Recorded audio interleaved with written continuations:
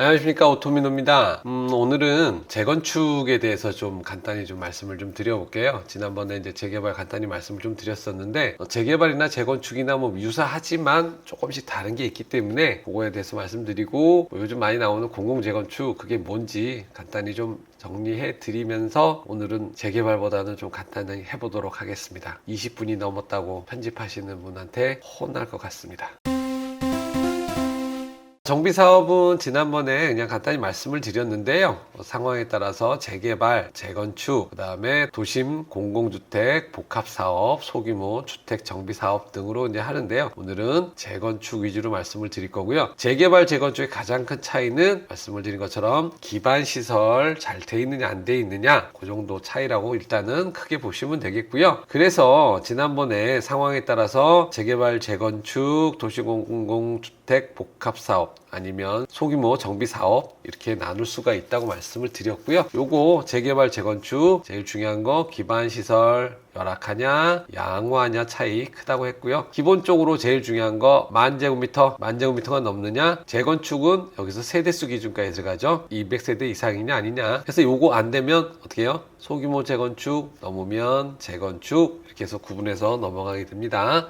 그래서 자, 재건축 간단히 말씀을 드리면 말씀드린 것처럼 기반시설이 양호하고 그래서 공동주택 주로 아파트 연립 위주로 하게 되고요. 이러기 때문에 기본적으로 재건축의 지정 요건은 아까 말씀드렸어요. 세대수 200세대에 말씀을 드렸고요. 여기에 하나 더 안전진단을 받아야 돼요. 안전진단은 D등급 또는 E등급을 받아야 되는데 D등급은 어떻게 돼요? D등급은 조건부. 그래서 D등급이 조건부인데 이 조건부는 어떤 조건이냐? 한국건설기술연구원이나 국토안전관리원 이런 추가 기관에서의 어떤 적정성 검토를 또 추가로 받아서 재건축해야 된다라고 하는 판정을 받아야 한다라고 하는 거고요. 보통 우리가 노후 건축물 얘기 많이 하는데 노후 건축물은 기본적으로 20년 이상 경과한다라고 하면 노후 건축물로 이제 얘기를 하는데 그런데 철근 콘크리트 같은 RC 구조 같은 경우는 보통은 수명이 50년, 100년 간다고 해요. 그렇기 때문에 이건 좀 더 길어서 30년 이상 이렇게 해서 노후 건축물 기준은 가고 있습니다. 재건축을 추진하게 되면 기본적으로 재건축은 계획 수립하는 단계, 사업 시행 단계, 관리 처분 단계, 사업 완료 단계 이렇게 구분을 하게 되는데 보통은 계획을 수립할 때는 기본 계획 수립하고요. 안전진단, 그 다음에 정비구역 지정을 하게 돼요. 그 다음에 사업을 시행하면 조합도 설립해야 되고 사업 시행 인가도 받아야 되고요. 관리 처분할 때는 관리 처분하고 그 다음에 공사 착공에 들어가게 되죠. 완료 때는 당연히 준공 청산하게 되는데 이 단계별로 뭐가 있냐면 안전 진단할 때는 그냥 하는 게 아니고 주민 동의 10%를 받아야지 안전 진단이 일단 추진이 가능해요. 그래서 어떻게 보면 그냥 처음에 이걸 갖고 스타트하는 거기 때문에 상대적으로 주민 동의율이 이건 좀 작지만 정비구역이 지정하게 되면 토지 등 소유자 60% 토지 면적 2분의 1 요거 보고 조금 이상하지 않으세요? 재개발하고 좀 다른데? 이런 생각 안 드세요? 재개발은 토지 등 소유자 3분의 2 이상 동의를 받아야지 가능하고 토지 면적은 2분의 1 이상이 가는데 이런 부분이 조금씩 다르니까 그런 거는 뭐 사업별로 이렇게 조금씩 다를 수 있고 이 기준은 또 법이 바뀌면 또 바뀔 수 있어요. 근데 하여튼 현재는 요렇더라 하는 정도. 그래서 사업별로 다를 수 있구나 하는 정도만 아시면 되겠고요. 사업을 시행하게 되면 추진위원회는 토지 등 소유자 과반수 동의가 있어야 되고요. 조합을 설립하게 되면 조합은 토지 등 소유자 4분의 3, 토지 면적도 4분의 3. 재개발보다 재건축이 굉장히 기준이 더 세다고 하는 거 좀 보시면 되겠고 사업 시행 인가는 토지 등 소유자는 4분의 3이고 면적으로 2분의 1. 그래서 요게 기준이 조금씩 다르거든요. 그래서 이런 부분들 다르구나 하는 것 정도는 알고 계셔서 나중에 여기는 왜 이거하고 이거하고 달라? 하는 게 법으로 이렇게 정해놨기 때문에 그냥 그러려니 하고 보시면 되겠고요. 하여튼 요런 정도 기준이 넘어야지만 일단 다음 추진된다 하는 거 알고 계셔야 됩니다. 신속통합기획 재개발 때 말씀을 드렸었는데 이 신속통합기획은 새로운 사업수법이라고 한 게 아니고 어떤 거냐면 결국은 신속한 사업 추진을 위해서 지원을 하는 제도이기 때문에 이거는 별도의 사업이 아닙니다. 그래서 이거는 재개발도 재건축도 다 할 수가 있어요. 하고 이걸 하게 되면 사실은 지원이라고 하지만 공공하고 같이 계획을 수립하는 개념이기 때문에 그거에 대해서 공공성을 더 높이는 방향으로 가니 결과적으로는 추가로 지원을 해준다. 그래서 뭐 층수나 밀도, 뭐 신속한 심의, 창의적 디자인 뭐 이런 부분도 있다는 거. 그래서 지난번 재개발 재개발 거 내용 보시면 좀 더 자세히 설명드렸고요. 공공 재건축 같은 경우는 재개발, 공공 재개발하고 비슷하게 결국은 이제 같은 거죠. 공공이 직접 사업 시행자로 참여하는 거예요. 그래서 조합하고 같이 공동 시행할 수도 있고요. 조합은 해산을 하고 대신 이제 주민들은 이제 주민 대표회의라고 하는 단체를 결성하게 돼요. 그리고 사업 시행자는 공공이 단독으로, 그래서 단독 시행하는 두 가지 방안이 있는데, 기본적으로 이거 공공 재건축 할래 라고 하면 주민들이 이제 일반적으로 신청을 하게 되는데, 주민 제한은 주민 동의 10% 이상이 있어야지만 이게 이제 시작이 돼요. 물론 이제 공공에서 이거 공공 재건축이 필요하다고 저기 할 수도 있겠지만, 대부분 일단 주민 제한으로 해서 가기 때문에 이런 부분 주민 동의가 10% 일단 있어야지 시작을 하고, 공동 시행할 때는 어차피 조합이 이제 있잖아요. 그렇기 때문에 소유자가 그냥 과반수 이상 동의만 해주면 되는데, 단독을 하게 되면 이거는 소유자들의 어떤 동의가 더 높아져야 돼요. 왜냐하면 여기서는 이제 조합을 해산을 하고 그 다음에 주민 대표회의로 하기 때문에 상대적으로 주민들이 우리 얘기가 더 제대로 전달이 안 되는 거 아니야 하는 그런 부분들이 많이들 이렇게 얘기가 나오세요. 그러니까 결론은 단독 시행을 하게 된다 그러면 소유자는 3분의 2, 면적은 2분의 1 해가지고 아까 공동 시행 때보다 더 기준이 높다 하는 거 구분해서 보시고요. 이 경우에 공공 재건축을 하면 이거 주민 제한을 하고 나면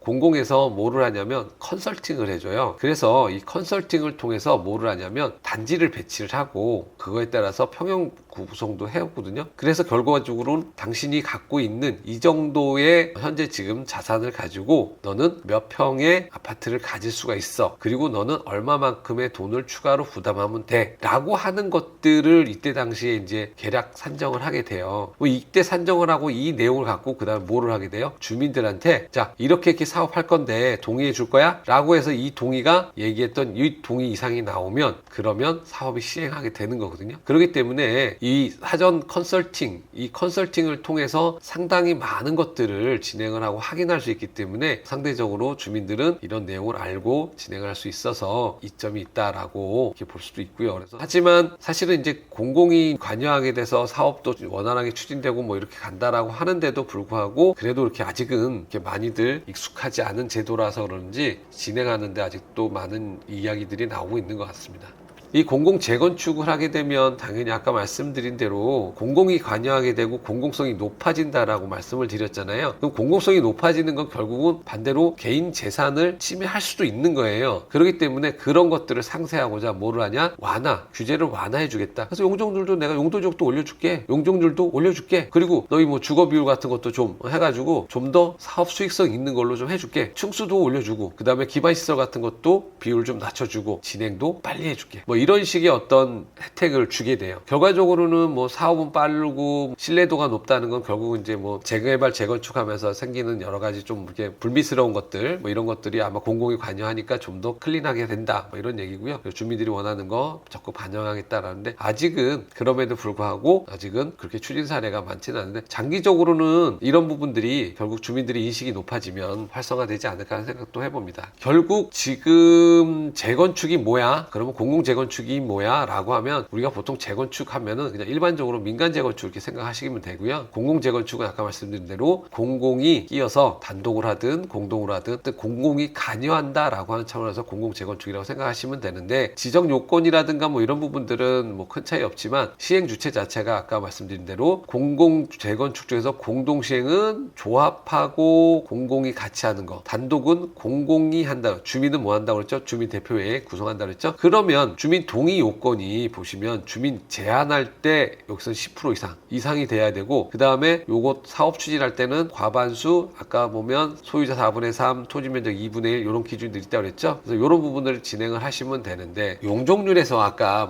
용도지역도 완화해주고 또 하고 한다고 그랬잖아요. 하다 보면 재건축의 경우에는 기본적으로 조합원분과 일반 분양분에서 250% 용적률을 찾아 먹을 수 있다라고 했을 때 추가로 300%까지 가지 요거를 완화를 해줘서 그 중에 반을 뭘로 해요? 공공기여해서 임대주택이든 뭐든 이렇게 내놔라 하는 거고요. 나머지 반은 너희 사업에 하는데 도움이 되라 라고 하는 거예요. 그런데 만약에 공공재건축을 한다 그러면 원래 250%는 뭐 가져갈 수 있었던 거니까 그건 주고 이거를 준주거까지 이렇게 올려가지고 종상향을 해주면 500%까지 가능하거든요. 그럼 이 500% 추가되는 거에 반을 공공기여로 해서 임대주택이든 뭐든 공공기여를 하고 나머지 이거는 또 일반 분양이 하기 때문에 이 기존의 민간 재건축보다 공공재건축이 훨씬 더 일단은 사업성이 더 높아질 가능성이 있는 그런 상황이 되겠죠. 물론 이거는 이제 그 상황에 따라서 종상향이든 용적률 뭐 인센티브를 주는 거는 그거는 그 상황에 따라 다르기 때문에 요거는 이럴 수 있다라고 하는 거라는 점 보시게 되겠고요. 오늘 제가 지난번 재개발위에서 재건축에 대해서 공공재건축이라든가 이런 부분들 간단히 좀 말씀을 좀 드렸는데요. 나중에 혹시라도 이렇게 재건축 그러면 이게 뭐지? 그러지 마시고 요거 보시면서 아 이렇구나. 그리고 단계별로 진행되면서 보시는 게 뭐가 있냐면 동의율이라든가 이런 부분들도 있으니까 적극 참여하시고 그 다음에 잘 활용하시면 사업을 이해하는 데 도움이 되시리라고 생각합니다. 오늘도 긴 시간 감사드리겠습니다. 내용이 도움이 되시면 구독과 좋아요 부탁드리겠습니다. 감사합니다.